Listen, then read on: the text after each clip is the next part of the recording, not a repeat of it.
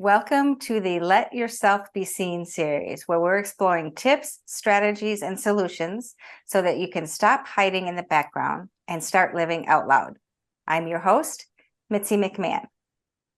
Joining us today is Kelly Sinclair. Kelly is the podcast host and founder of Entrepreneur School, an education hub for women who want to start and grow their brands. Welcome, Kelly. It's so nice to have you. So great to be here, Mitzi. I'm really excited that you're creating this platform to help women really step into being seen, because it's something that we really all struggle with. I hear that. And I was kind of, when I was coming up for the theme of this, letting yourself be seen is something I've struggled with. It's something all my clients struggle with. So I thought it would have broad appeal. And no matter where you are in your trajectory of your career, your life, I think it's really important. So tell us a little bit about what you do in terms of helping entrepreneurs be seen. Yes. So this is where my heart lies for sure. I was saying a little bit in our little pre-chat that I have a background in communications and public relations, and I've worked with different types of organizations with helping them get their message out and connect with the audiences that they need to connect with to achieve the goals that they have. And when it comes to small businesses and entrepreneurs, we're wearing so many hats and we're trying to do all of the things. And the reality is we started our business to do the thing our business does. Like, I just want to be a coach, or I just want to be like a creator, or I just want to be a fill in the blank thing that you do. And then you realize that there's nobody out there promoting you, and that's your job too. And so you have to be able to step into that, being your number one cheerleader, really, in getting your message out there, and in knowing that when you really want to make the impact with the business that you have, with the message, with the actual service or the results that you can deliver, the only way to do that is to get clients and is to make sales. It's like, it's the barrier between, and it's also the thing that kind of keeps us resisting putting ourselves out there too, because we're heart-centered and we want to really help a lot of people, right? So true. So true. I can speak for myself. So I'm a healer, right? Doing energy work and other things. And it's almost like two different hats you have to wear. And it's like we need a bridge or someone to show us how to put this hat on and what to do, because exactly as you said, we're heart-centered. We're wanting to do the things that we're called to do. And it's like, it's very difficult to overcome those hurdles. So what are some of the strategies that you help your clients with, or what are some of the things that you've seen that they struggle with? Yeah. So a lot of the time, I think we're hung up in the tactic, where it's like, what is the way that I can get in front of the people? Like, should I be, putting ads out, or posting on social media, or going to networking events, or doing this thing or that thing? Like, and a lot of this too is there's digital stuff and then there's in-person stuff. So depending on what kind of business you have and where you might want to blend those online and offline strategies, I call them, we're kind of hung up in the what. And it's really not that much about the what. The only thing that you need to understand is who your audience is, and that will guide you to where you can find them. And then there's layers of that where you can determine, well, what is actually like in alignment for me, and what does my own strengths allow me to do? Because I'm not going to, like, I have worked in communications and marketing for over 15 years and never written the same plan twice, right? There is no formula that is like, if you just do A, B, and C things, then you're going to find all the people and make all the sales. It's very much about customizing it to yourself, your own business, and your desires. So your audience, your goals, and the things that you actually can get yourself to do that, where you shine, right? So Mitzi, you're hosting a summit right now, and not everybody is wanting to do that. Not everybody wants to step into a leadership role like that and put in that kind of effort and be seen on camera and using their voice. That's not everybody's initial strength. Like maybe we can work up to that. But there are people who say, do a summit. A summit is the way. And it doesn't have to be, right? I So there's love what you lots of other options. yeah, sorry to interrupt you. I was just going to say, I love what you said about we focus on the what. That is so true because maybe it's because we just have no idea how to get from point A to point B. And so someone else says, do this. So we go, oh, okay, that's the what. But from what I'm hearing, and my own experience, if it doesn't align, it just creates obstacles and hurdles that are just really hard to overcome. Oh, it's so true because we're trying to put ourselves then into a box, right? We're like, well, let's just follow the rules. And if I do that, I should be able to get the same results that the person who's selling me this got. And I get that. In theory, that's like, it's beautiful. If you had an amazing result from an experience and you can teach it to other people, like, go you. But I'm a really big believer in customization and providing a roadmap that allows you to make choices and allows you to learn and experiment and test and see what your results are rather than just trying to like stick into a box and a path that somebody else is sharing. Because I know I've tried that too. I've tried all the things. I've spent so much money on all of the different strategies and how to do Facebook ads and how to create this kind of offer and that kind of thing. And it doesn't work when you're not in alignment. And coming into alignment is really about knowing yourself a little bit and doing things that feel good for you. Like this should feel good. At least we should be able to get ourselves to make it feel good, right? And we should be allowed to celebrate wins for things that weren't overly complicated too. There's a couple of points there. One where you said having options. I think that's really important because, like you said, we put ourselves in a box. We get ourselves down this pathway. It doesn't feel good. We feel like we're locked in and we don't know how to pivot and make a different decision. And I also like the point you said about celebrating. I think we don't do that enough. And we've been taught that it's not okay to do it.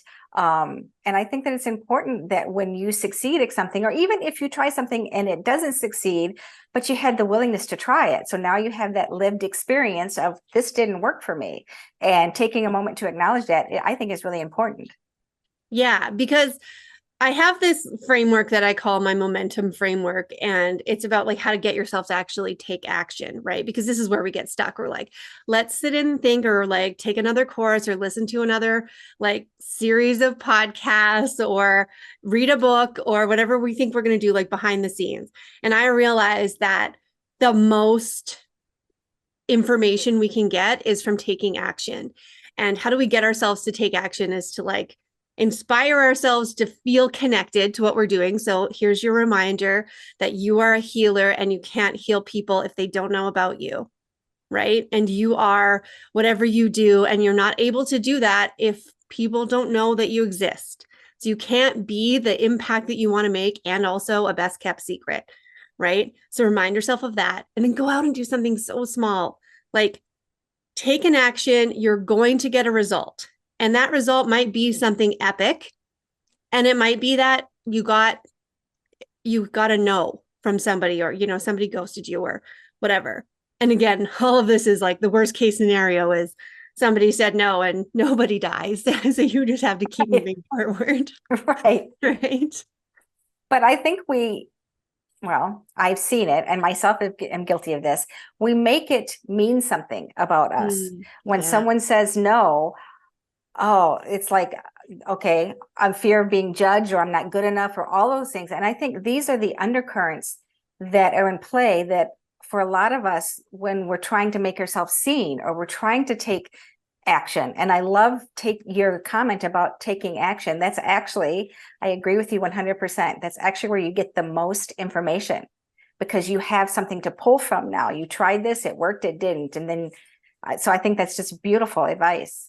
It's so true. Like both of those pieces that we do personally attach our own value to the outcomes that we can create. And that is an ongoing effort to detach from that as a business owner. And even like in your career, no matter where you are not the thing that you do. You are a person, and this is part of it. But it's so easy to slip into that being your whole identity, especially when you are an entrepreneur and you're doing this thing because you love it so much and it fulfills you. And it is actually a choice that you're making to pursue this because it gives you something. But still, we have to kind of like meet our business as a partner instead of as ourselves. And so that way we can kind of pull back a little bit and go, okay, well, then what I need to do is learn the way that I'm going to be the most successful in making sales and getting the clients that I want to get, right? So therefore, it becomes like a little bit of an experiment. And how do we do experiments? Well, we test things, right? So we have to create the experiment, and the actions that we take are all tests. I love to play this game where I look at something that happened and like, it's like, if I never did X, then I never would have gotten Y. And I can take this all the way back to when I was in choosing the high school I went to. I was like, so 13 years old, right? And I was like, I could go to A or B high school. Well, if I had made the other choice, I would have never met my husband. Oh, So I went to high school. I met my husband. It was all because of a choice that I made that I didn't know was going to be that monumental. Right. And so sometimes in business, we're worried about what action should we take? What is the right strategy? And asking ourselves, like trying to overthink what is the right strategy, when it's almost, to me, even more exciting to think it could be literally that you sent an email to someone and that created a partnership that lasted for 5 years. Right. And I have an example that I can share too. yeah. So when I first started my business, I was like, okay, how do I start this? Where am I going? How do I tell people I exist? Like, I made a business card that doesn't make anybody like hire me. It's not that easy. I did that in the beginning too. Yeah, right. It's like, woo, I have business cards. Is that a business? Right. Right. You had to go somewhere with those. So I was reading the newspaper and I found a local event that was happening. It was a co-working session for entrepreneurs. So I was like, cool, I'll go there. I'll meet other entrepreneurs. Entrepreneurs are the people I want to work with. I want to create a reputation for myself in my community first and foremost. And I went there, and the person who was hosting it ended up being my first client. I helped him open a co-working space. I worked with him for over a year. And that led to the second meeting that they had. I was like, that was cool. So I went to another one. And I met another client who I worked with for 5 years. And so did I know that going to that coffee shop that day was going to turn into like the entire first 5 years of my business? No. But it's very cool that it did. Yes. Well, and I love this sort of vein about staying curious. That's kind of how the phrase I use with my clients is we're doing the deep work, just be curious about it. So what would you say to someone who really wants to do these things, like go to the coffee shop or go to the all the things that are out there, but is just too afraid? Yeah. I want to say, like, I acknowledge this, like we are afraid. And also it's not that big of a deal. I like, nobody ever likes my answer when I'm like, well, just do it. Right. It's so true though. But sometimes we have to try and get ourselves out of our own way. So I have this thing that I've coined called the future you mindset. Now, and I don't know about you, Mitzi, but I hate meal planning. Like, yes. It's like what is for dinner is the worst thing to have to think about every single day. Right. And if you don't pre-plan your meals, you're just buying pizza and feeling guilty about that. And it's like a whole downward spiral, right? So Sunday nights, I plan my meals. I don't want to. I don't want to do it ever. But I sit down and I plan out the whole week, because that way when Thursday rolls around, I'm not buying pizza. And I'm so proud of myself because I've implemented the thing that I made myself do that was uncomfortable and I didn't like it for like the 30 minutes that it took me on a Sunday, right? So you got to think about future you and how much you can pat yourself on the back for doing that thing, right? Like this session is being recorded on June 10th. but whoever's listening to it is way past that. It's in July, it's maybe later. We're doing all of these things proactively because that's what it takes. It's for the future version of you and the people that I get to meet because of doing this now. Right. And so just thinking about that, I also think about it sometimes as even as like, when you're changing your bed sheets, but you forget to actually put the new sheets on, you go up to bed at 10:30 at night and you're like, oh, Yeah, who wants but to if do you that at actually 10:30? remember, you actually remember to put the fresh sheets on, you climb into your bed and you're like, oh, this is the best, right? Do it for future you.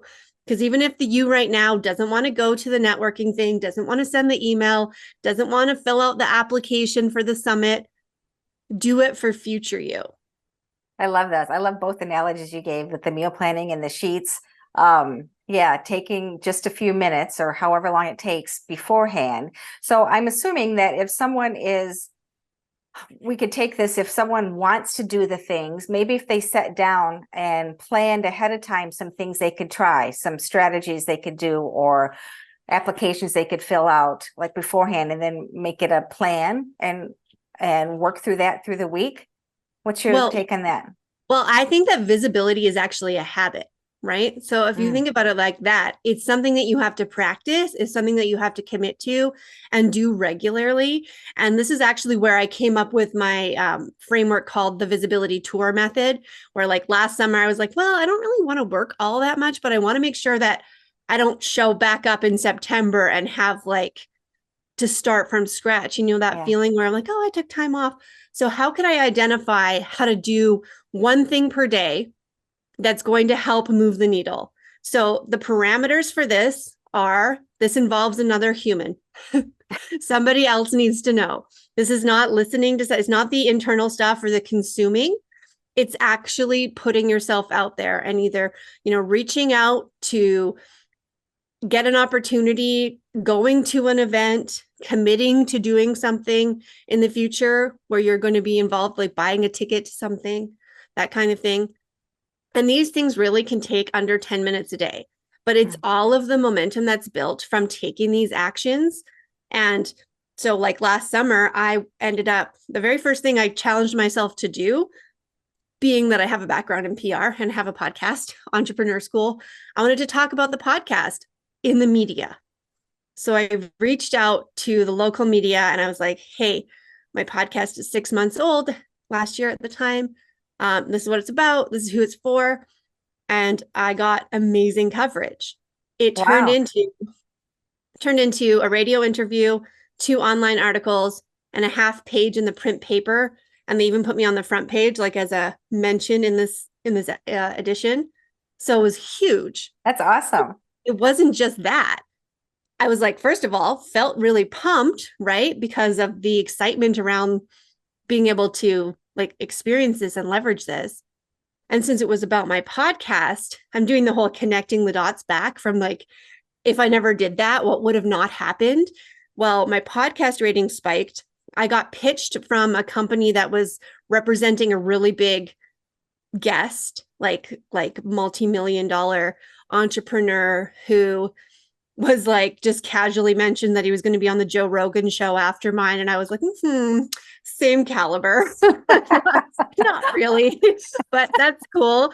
But I challenged myself to do that interview, and that interview got me all excited. And then after that, I saw this speaking opportunity that I really wanted, where I used this whole thing as a case study to talk about PR for your podcast. And I got myself a speaking opportunity in Nashville and in person in Nashville. And I've never been to Nashville. I've always wanted to go. And so like the whole thing just from that manifested all the way into me flying to Nashville and speaking to a group of mom podcasters just a couple months ago. Wow.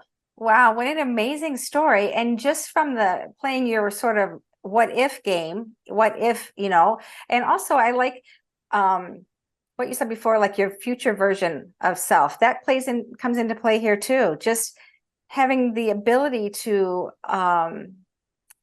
visualize or to dream and to see and pull that in, and sort of like, if we took fear off the table, what might this look like? Right. Yeah. I love that idea. Wow. That's pretty amazing. All of that um, results came from. It's the momentum, right? Because like Yeah, once one thing happens, then you see, and then your energy changes, and being a healer, like yeah, the power of that. Like this is the subtext that we're not necessarily thinking about, but that absolutely has so much to do with it. Right. And it absolutely. wasn't like, Yes. I didn't say in any of those things. I didn't say I got 10 clients or I made $100,000 or any of that. None of that. It was just this other momentum, which is getting me into like a visibility position that I want to be in, because that aligns with my goals as wanting to be a speaker more, really growing my podcast, doing things like that. This is all in alignment. It all supports it. Wow. It's beautiful. What a beautiful falling out or ripple effect of Yeah. just one thing that if you follow through on one thing, especially the things that sort of light us up, right? And going back to what we talked about before, we get so hung up in the what. And I know I experienced this, the what am I going to do? And it sort of ends up boxing us in so that the things that light us up, we don't pay attention to them. We don't notice them when they come in. So finding a way to just connect back to the what lights us up maybe is a place to start for someone who's looking. Yeah. Yeah. And this is exactly like why I support people the way I do through my like membership and program. It's about like creating that consistency and building it up and just having the support. Like it's really about accountability. That's what I'm good at supporting people with. Like we can talk about strategies, we can figure out what exactly is going to be the best way for you to move forward. But at the end of the day, showing up and taking action is going to have the biggest impact for you. And accountability is a big deal. We sort of put it on the back burner, don't put a lot of weight to it, but that's actually the thing that helps you take action, right? Being willing to Yeah. show up and either say, yes, this worked, this didn't work, I did this or didn't do this. All of those things are really important. Yeah. What sort of advice would you like to leave us with? Those that are watching that might be wanting to be more visible, and just not maybe sure where to start. I think to summarize our conversation, it really is about momentum and habit building. And so taking that first little step that helps you move towards where you want to be. So if you can think about your goals, think about your big picture, get really excited again, and remind yourself that in order to get there, you're going to have to do some stuff. Where we can't just sit around and strategize and learn our ways to the results that we want. We need to take action, and action doesn't have to be a big hurdle. It's like a baby step at a time that puts you into momentum and puts you into motion, right? And that creates like there's physics around this. It's really happening, right? You're going to see results. You're going to start, getting that energetic connection and all of the pieces that come into place. And really, confidence is a result of it all, right? The more that you put yourself out there, the more comfortable are at it. And I've heard it said before, like confidence is like it's a result, it's a state of mind. It's not something that you have or don't have, you create it. I love what you said about taking in more information, or this is how I heard it. There's a lot of us that if we take one more course, if we learn one more thing, and I think we use that as a way to keep hiding, right? If I get one more thing, then I'll be ready. But actually, for your comments, just take action, even if it's a small action, just take the first step. And specific to visibility, that is exactly what keeps people stuck. We think of visibility as I'm not ready for it yet.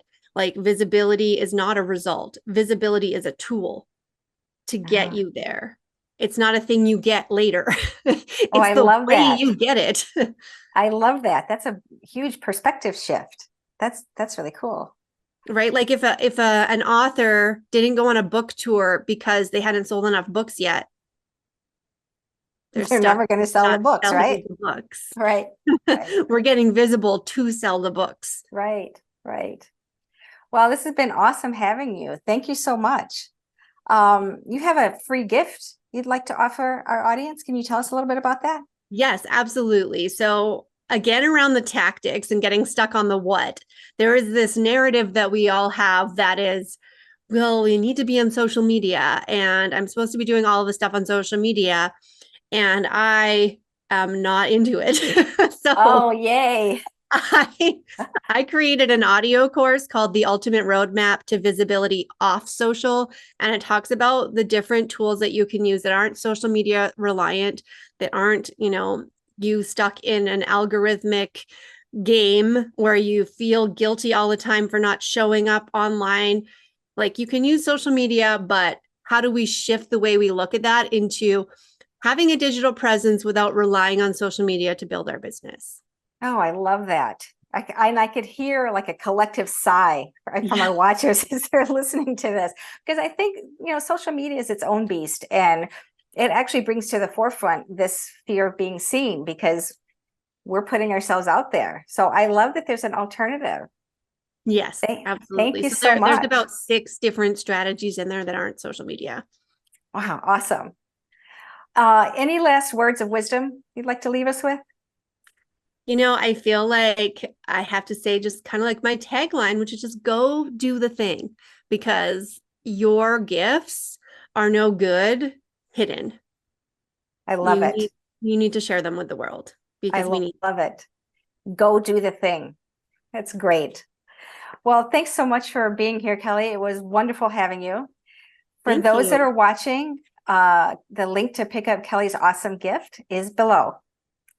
So be sure to tune back in to catch the rest of our Let Yourself Be Seen series. And thanks for watching.